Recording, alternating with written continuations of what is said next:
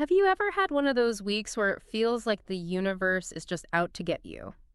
You spill coffee on your shirt, get a passive-aggressive email from your boss, and step on a Lego at home. You think, why does this always happen to me? You create your own reality, period. Yeah. There is no other rule. Okay, I have to jump in and push back on that immediately. Go right ahead. Because honestly, that sounds exactly like a trendy TikTok slogan. You know what I mean? Oh, absolutely. It's usually the phrase some influencer throws at you right before they tell you to just like vibrate higher, right as you're trying to explain that your bank account is overdrawn or your car broke down. Right. Yeah. And you're facing a literal crisis. It feels incredibly dismissive. It feels like a bumper sticker. It does. It really does. So if we are doing a deep dive into this material today, I need to know right out of the gate, why is the Seth version of this idea actually different from, well, the toxic positivity we see everywhere online? That is honestly the perfect skepticism to start with. And frankly, it is completely justified. Yeah, because it's everywhere now. Exactly. The phrase, you create your own reality, has been entirely co-opted. It has been watered down into this superficial, almost victim-blaming mantra over the last few decades. Totally. But we have to go back to the source. When Jane Roberts channeled this entity known as Seth back in the 1960s and 70s, specifically in the text we are examining today, The Nature of Personal Reality, he didn't just drop a catchy slogan to sell self-help seminars. Right. He provided an exhaustive, almost mechanical blueprint. He detailed the precise physics of how creation happens in that exact split second between a thought forming in your neurology and that spilled cup of coffee on your shirt. Okay, so it's more than just think good thoughts. Much more. He gave us the structural mechanics of human experience. The structural mechanics, I like that phrase. That implies there is an actual system at work, not just some magical thinking where I wish for $1 million and it, falls from the sky. Exactly. It is a highly specific system, and our mission today is to tear that system down to the studs. Let's do it. By the end of this deep dive, you, the person listening to us right now, are going to completely understand the concept Seth calls the living picture. The living picture, okay. Yeah, we are going to examine the exact mechanics of how your inner psychological landscape solidifies into the physical objects and events you interact with every day. Wow. And, more importantly, you're going to learn how to spot your own hidden expectations, the invisible blueprints you didn't even know you were drafting. I think we all have a few of those. Oh, definitely. And we'll finish with a highly practical 5-minute exercise to actually prove this mechanism to yourself in real time. I am fully on board for that because it's one thing to hear a bold, sweeping claim like you create your reality, and it's another thing entirely to understand the nuts and bolts behind it. Right. If I'm going to buy into this, I need to see the blueprints. I need to know how my thoughts are supposedly reaching out into the physical world and manifesting a traffic jam or like a difficult conversation. Makes total sense. So what is Seth's actual diagnosis of our everyday experience? How does he map this out visually? To map it out, Seth introduces one of the most profound metaphors in the material. It's the living picture. I want you to imagine, for a moment, that you are walking into a massive, grand movie theater. Okay, I'm there. Popcorn in hand. Perfect. You walk down the aisle, you take a seat in the dark, and you look up at the screen. You are watching this giant, vibrant, moving, breathing image. And it looks flawlessly, undeniably real. Right. The immersion is total. Exactly. If it's a horror movie, your physiological response is genuine. Yeah. Your heart races, your palms sweat, your cortisol spikes. You're practically jumping out of your seat. Yeah. Or if it's a tragedy, you might find yourself sobbing. Yeah. The emotions are real, the biological reactions are real, and the picture on the screen commands your absolute, unbroken attention. Right, because when you're in the theater, you kind of forget you're in a theater. You do. You are entirely engrossed in the narrative playing out in front of you. The screen basically becomes your entire world. Precisely. The screen becomes reality. But if you were to somehow break that trance, stand up out of your seat, turn your back to the screen and look behind you, you would realize a fundamental truth of physics. Which is what? The image isn't originating from the screen. The screen is just a blank canvas. Oh, right. The terror, the romance, the drama, all of it is being projected onto that screen from a tiny, concentrated beam of light coming out of the projection booth high above you. Okay, I want to really dig into this analogy and map it to our actual waking lives. Because analogies are great, but we have to ground them, Absolutely. Let's map it. So In this Sethian model, our physical reality, the frustrating job, the arguments with a spouse, the literal traffic jam I was stuck in this morning, all of that is just the screen. Yes. It's the end result. It is the projected image. So if the external world is just the flat screen we are staring at and reacting to, what exactly are the components in the projection booth? Like, who is running the machine? You are. I am. Yes. But you are running it through a very specific apparatus. Seth breaks down the components of this human projector with incredible precision. First, you have the projector itself, specifically the lens through which the light is focused. Okay, what is the lens? In Seth's framework, that lens is your conscious mind. Its job is to focus, to direct attention, and to clarify the image. Got it. Conscious mind is the lens. But a projector lens is useless without power, right? It needs a massive voltage to run the machinery. In this model, the power source is your beliefs. Ah. Your core fundamental beliefs about yourself and the universe provide the raw electricity, the energetic voltage that lights up the machine. So beliefs are the power. What's the movie itself? You need the actual film. You need the frames that contain the specific images. The film reel running through the projector, frame by frame, consists of your moment-to-moment thoughts and emotions. Let me make sure I'm locking this in because this is a massive paradigm shift. Take your time. You have the electricity of your beliefs, the deep-seated ideas you hold about life powering the lens of your conscious mind. Right. And the individual frames of the movie zipping past that light are your daily thoughts and emotions. So when those thoughts hit the belief-powered lens, they get magnified and thrown out into the physical world as circumstances and events. Yes, that is exactly it. And the crucial takeaway here, the absolute foundational premise that Seth emphasizes over and over again in Chapter 1, is that physical events are not happening to you. They're happening from you. They are feedback being projected by you. You are the one sitting in the projection booth, loading the film and supplying the power. That is wild to think about. It is. The external world is entirely neutral until you project an event onto it. Let me read you this exact quote from Chapter 1, because it completely obliterates the idea that we are victims of a random universe. Let's hear it. Seth says, "The physical body is the material construction of the soul's idea of itself. You are not at the mercy of events. You are the events." Wow, you are the events. Yeah. That completely collapses the distance between me and the world outside of me. Usually we think, well, I am me, and the traffic jam is the traffic jam. I am merely trapped inside of it. Right, the victim mindset. But Seth is saying, no, the traffic jam, the argument, the physical illness, these are material constructions of your own ideas. But, okay, here is where my skepticism flares up again. Bring it on. And this is where I think the analogy hits a wall for a lot of people. If I am the one in the projection booth and I have total control over the film, why on earth would I project a movie that makes me miserable? That is the million-dollar question. Why would anyone willingly project poverty or sickness or loneliness? If I'm the director, I want to direct a triumphant blockbuster, not a miserable tragedy. That is the exact friction that trips everyone up, and it is exactly what Seth addresses as we move into the deeper material of Chapter 2. You are confusing a conscious wish with an unconscious belief. Okay, unpack that for me. Remember the mechanics of the projector. Your conscious mind is just the lens. It's the part of you that makes wishes. Like saying, I want to be rich. Exactly. It says, I want a loving relationship, or I want financial stability. I want a thriving career. That is the movie your conscious mind wants to watch. But the conscious mind does not supply the electricity. The beliefs do. Right. The subconscious mind, the repository of your deepest, most ingrained convictions, holds the underlying beliefs.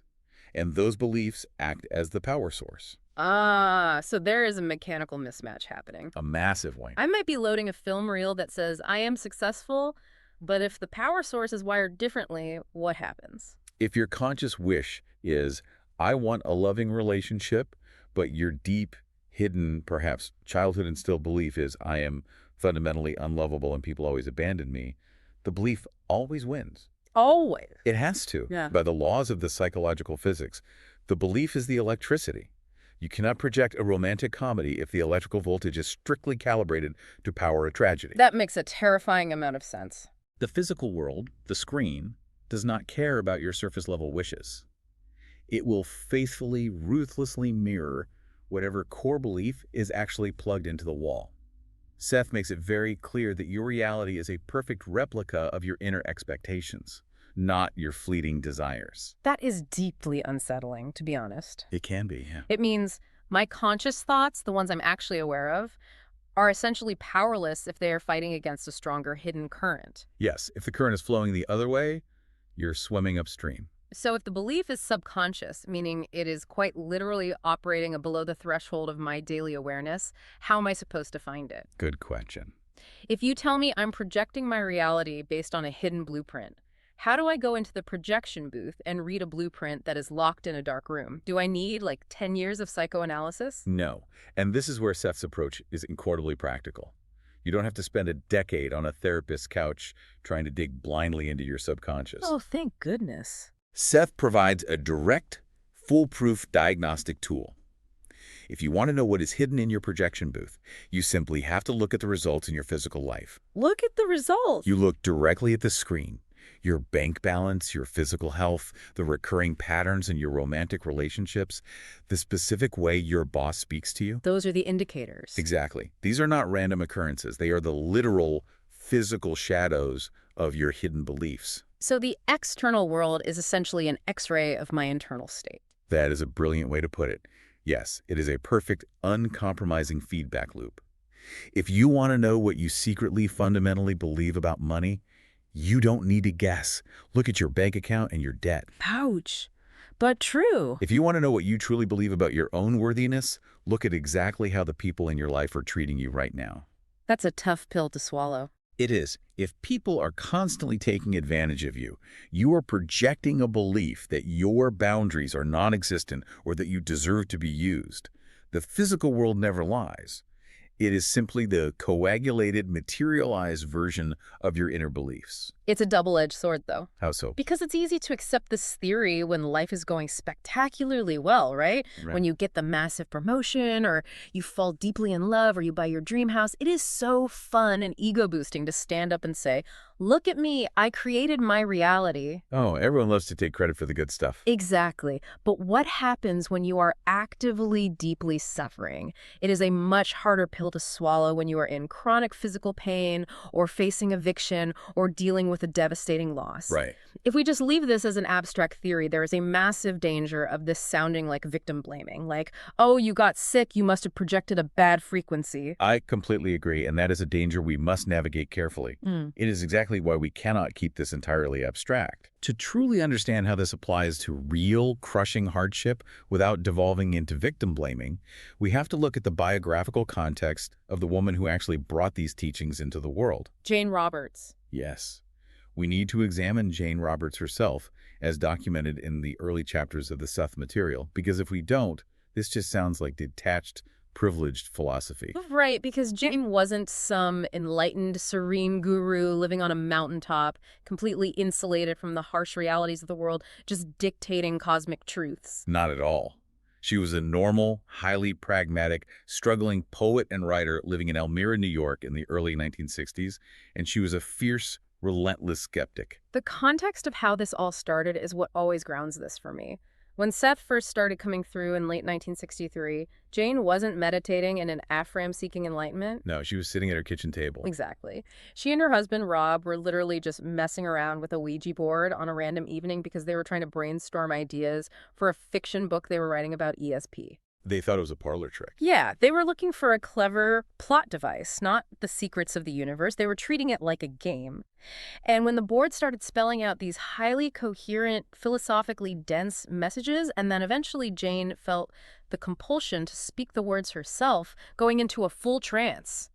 She was terrified. She legitimately thought she might be losing her mind or developing a split personality. Her psychological resistance to the Seth material was profound, and it is thoroughly documented in Rob's notes. She actively fought against it for a long time. Which makes sense. She was terrified because it violated every core belief she held about how the world worked.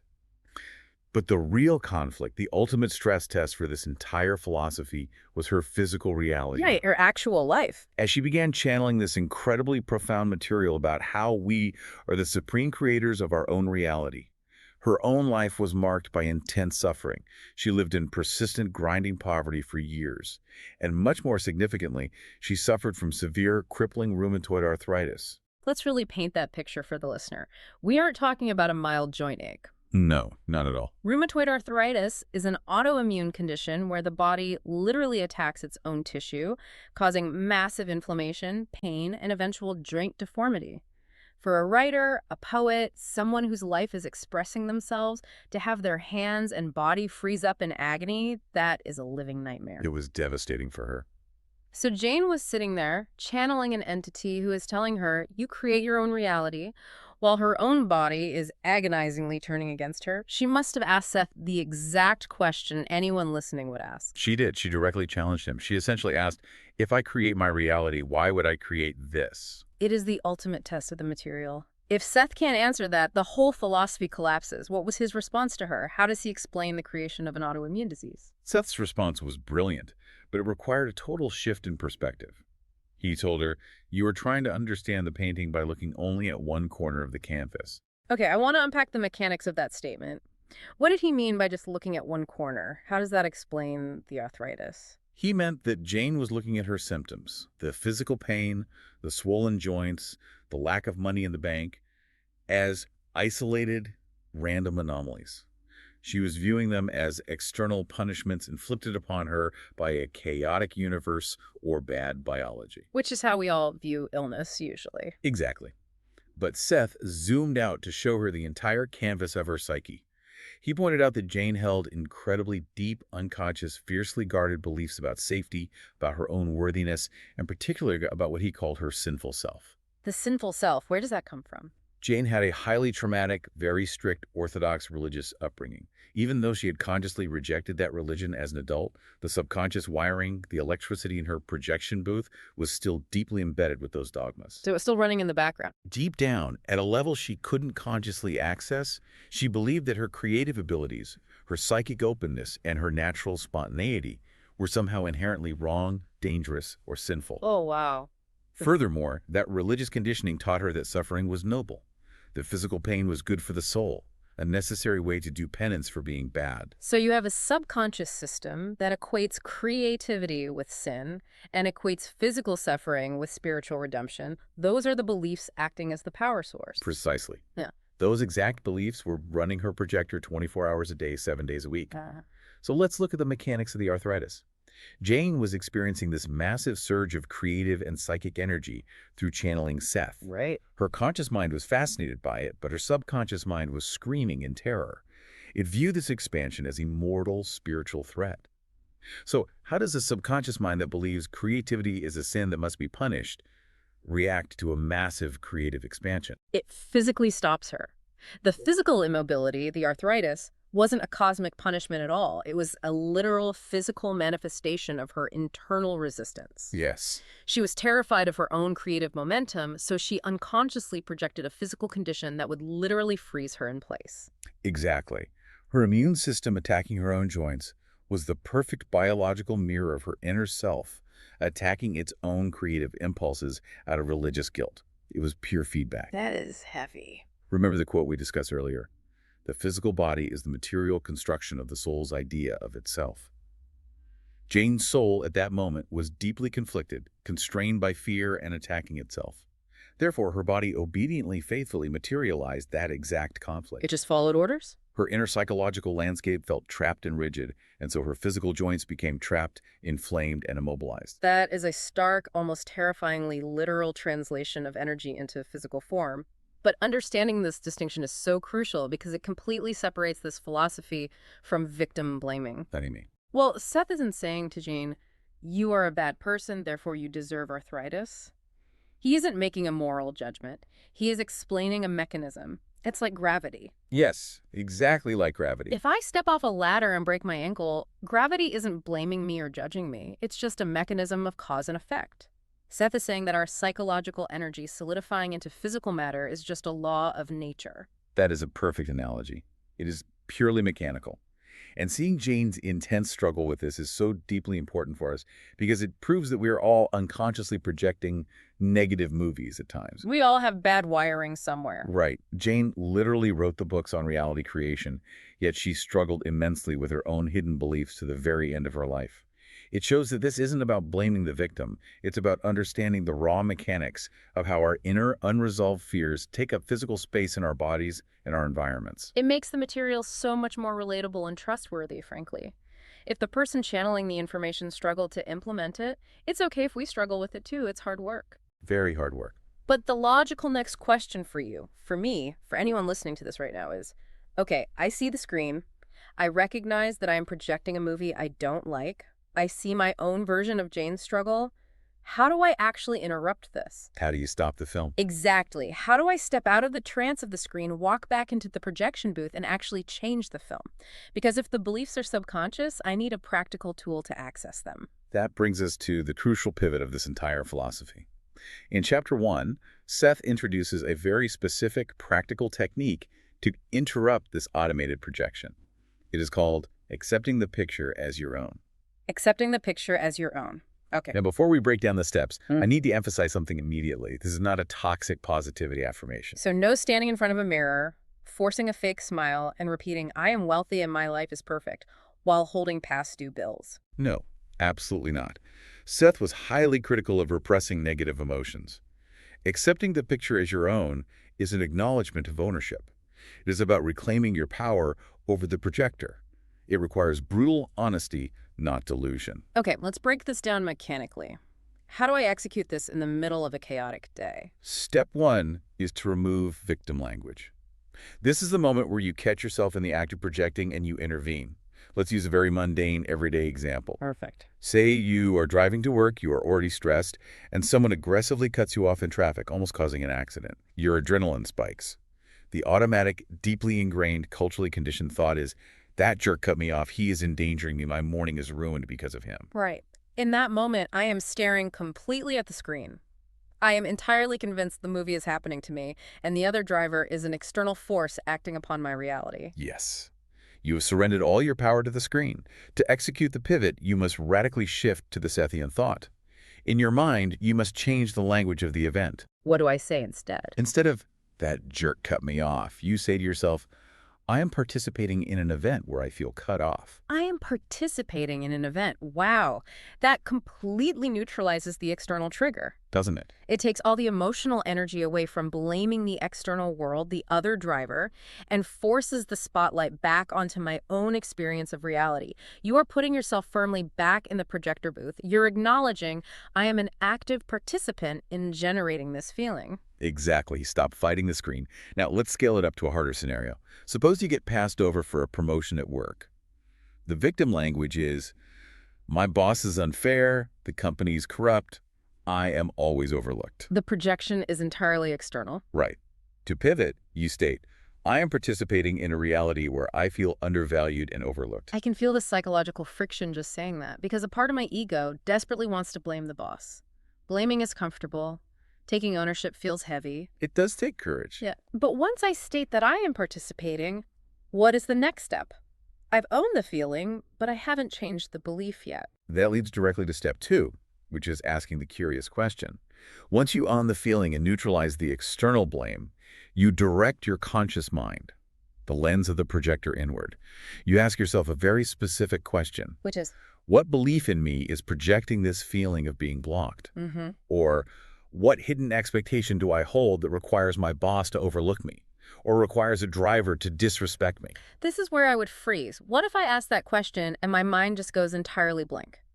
Or what if I have an immediate wave of defensiveness? I don't know the belief. That's why it's subconscious. And that is the beauty of this specific technique. Seth stresses that you do not even need to find the answer right away. You don't have to have an instant, profound psychoanalysis session in your car or at your desk. Oh, really? The sheer act of asking the question is what matters. Why? If I don't get an answer, how does that help? Because when you are in a victim state, you are running a closed, automated loop. Belief A generates emotion B, which projects reality C over and over. Okay, I'm with you. When you stop, accept ownership, and ask the curious question, you are introducing a completely new, disruptive frequency into your neurology. You interrupt the automated projection. Just by asking the question, you are opening a space in your psyche that was previously sealed shut. That makes a lot of sense. You're breaking the circuit. Yes. Let me read you this verbatim quote from Chapter 1 because it outlines the precise rule of this mechanism. Seth says, When you catch yourself in a negative thought pattern, simply realize that you are the one who is thinking it. The realization itself begins to dissolve the pattern. The realization itself begins to dissolve the pattern. I want to dissect that because it is so subtle but so powerful.